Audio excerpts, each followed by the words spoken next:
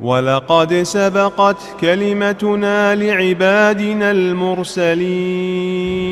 It is the most important story in the country. The next major war for the United States is with ISIS. But what media and politicians are not telling you the truth about, where ISIS came from, who created them, and why before one more dollar is spent, one more American life lost, you need to know the truth.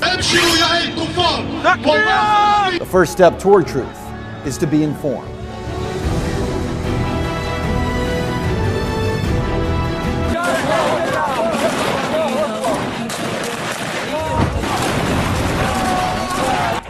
The name ISIS is one that every American knows by now. The biggest threat to our national security since Al-Qaeda, right? They are a brutal, savage group known for public beheadings and mass executions. They are the face of the new war on terror. Right now, the U.S. military is conducting airstrikes in Syria in a supposed attempt to take out ISIS targets. Meanwhile, the White House and military leaders are talking about possible boots on the ground in Iraq again, only 3 years after the war in Iraq was declared over. In fact, this war, according to former Defense Secretary Leon Panetta, could last for decades. I think we're looking at kind of a 30-year war history here. Allahu Akbar! So who exactly is ISIS, and where did they come from? It's entirely a creation of the United States' behavior in Iraq. That's how we got to where we are, because of war, because of occupation, because of torture. For answers, we traveled to Los Angeles to meet with Angela Keaton, the founder of antiwar.com. We destabilized and wrecked Iraq. I mean, it caused it to fail miserably, and that's entirely the responsibility of the United States government. There's no one else at fault there. I mean, as horrible as Saddam Hussein was, Iraq was not unstable. It was a functioning country as much as those sorts of things go, and it was not a particularly horrible hellhole if you were a religious minority. To understand where ISIS comes from, you have to understand two storylines. The first is what Keaton just said. When the U.S. first went into Iraq, we blew the country apart. We destroyed the government, toppled Saddam Hussein, destroyed infrastructure, and most importantly, left behind a power vacuum, one that would have never have existed had Hussein not been overthrown by the U.S. government. Daniel McAdams with the Ron Paul Institute says this is an historical fact that media just won't discuss. All of this has to do with U.S. action in the region, which destroyed the infrastructure, which destroyed Iraqi society, which destroyed the government. You had a lot of people who lived under Saddam Hussein, who may not have been as happy as larks. Nevertheless, they were living somewhat normal lives. The U.S. put a government in power in Baghdad that all of a sudden was their enemies, that treated them very, very badly. Now that is the easy part of the story. The U.S. created conditions in Iraq where ISIS could get its start. But here's the other storyline that you have to understand, that even with Saddam gone, ISIS still couldn't have risen to power had it not been for what happened next. ISIS actually began as a small insurgent group in Iraq in 2006. They had no money, no real ability to recruit, but they did work to create very limited problems for the U.S. military. It wasn't until 2009 that ISIS shifted its focus from Iraq, where it was largely unsuccessful in developing a foothold, and focused on the civil war in Syria. Even there, ISIS struggled to gain any foothold because the two largest groups fighting against President Bashar al-Assad were Al-Nusra Front, or Al-Qaeda, and the Free Syrian Army.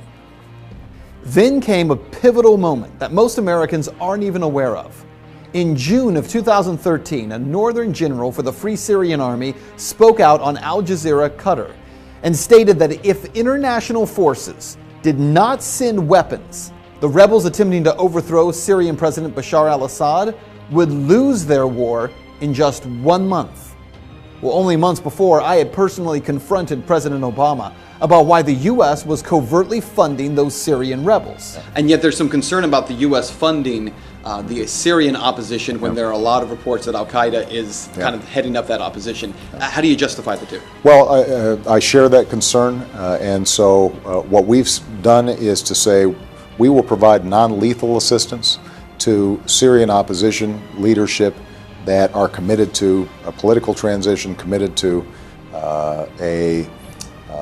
an observance of human rights.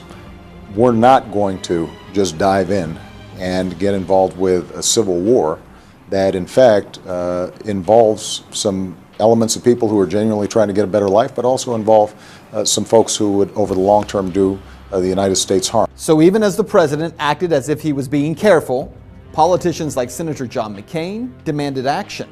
So it's a totally unfair and unbalanced fight.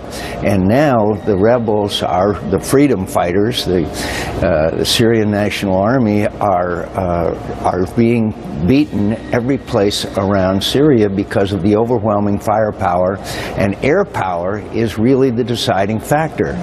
So you've got to take their air power out of it. You've got to have a safe zone where they can operate, train, and equip. And we've got to turn this thing around. So what happened? Well, within just a matter of weeks of that Syrian general making his plea for international help, the U.S., the Saudis, Jordan, Qatar, Turkey, and Israel began providing weapons and training and money to the so-called rebel Free Syrian Army. By September of 2013, American media outlets, including CNN and the Washington Post, were reporting that CIA-funded weapons had begun flowing to Syrian rebels. The weapons were not American-made, but funded and organized by the CIA. The artillery was described as light weapons, some anti-tank weapons, and ammunition. But where it all fell apart, weapons that the U.S. insisted would be used by freedom fighters would be in less than 1 year in the hands of ISIS fighters. So where were these fighters coming from? Actually, from the Free Syrian Army, the group that John McCain insisted would help the U.S. to overthrow Assad. That same group actually giving weapons, selling weapons, and sending fighters to join with this new group called the Islamic State. It was in June of 2014 when suddenly, after being a no-name group in Syria, that ISIS emerged, heavily armed and trained by U.S. and coalition special forces, making a dramatic entrance by crossing back over the Syrian border into Iraq, capturing Mosul and much of the northern part of the country. One of the most important facts that mainstream media ignores time and time again is that ISIS was able to grow so fast because of all the U.S. military equipment they were able to seize, equipment that our military left in Iraq, truckloads of Humvees, tanks, and weaponry that instead of taking or destroying, the U.S. government simply decided to leave behind. Even when the U.S. government knew that ISIS fighters were capturing that equipment, for crying out loud, these guys were posting pictures of themselves driving and standing on U.S. military equipment, making video of themselves with it, we did nothing. Why? How is it the U.S. had no idea that this threat was coming? How many billions do we spend? Maybe $100 billion on the total intelligence community budget over the year.